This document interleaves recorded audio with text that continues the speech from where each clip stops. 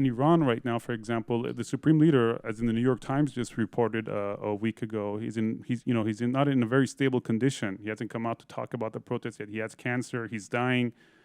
And this is one of the other reasons I think the protests are still like in this really strange state, because it's sparked.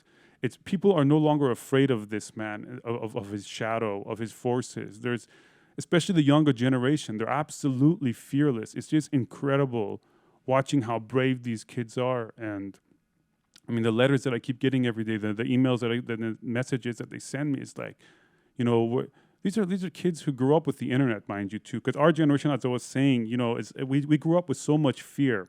Our generation, we grew up with our parents and our schools and our teachers, everybody telling us to not say that we have alcohol in our home, or we watch foreign films, or we do this or that. There was this constant Orwellian sort of surveillance happening at you at all times.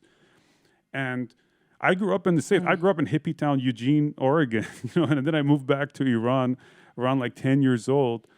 And, and one of the first things I noticed was like this, it was a huge cultural shock for me, because my parents are very secular, very liberal, open-minded, cool people. And all of a sudden, like, I have to learn to lie from a young age, and it becomes embedded in your system to always like to live this double life of sorts.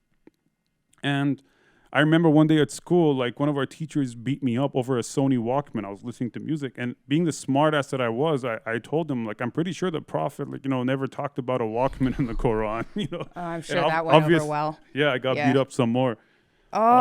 So you learn really quickly of how, like, you know, this how messed up this system is. But because the government and their security forces and the Revolutionary Guards inspire so much terror that people just learn to live with that fear. But fear can only affect you for so long, as we see right now, as a point I'm trying to get to about this generation of kids, of people who've had enough.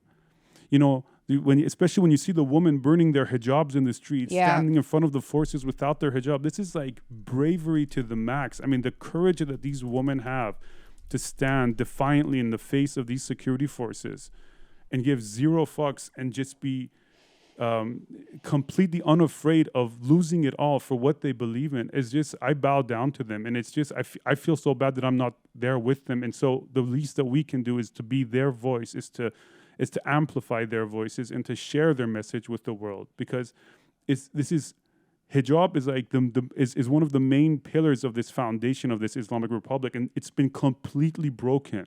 This is a huge blow to the Islamic Republic, and this is only the beginning of a much, much bigger movement, in my opinion.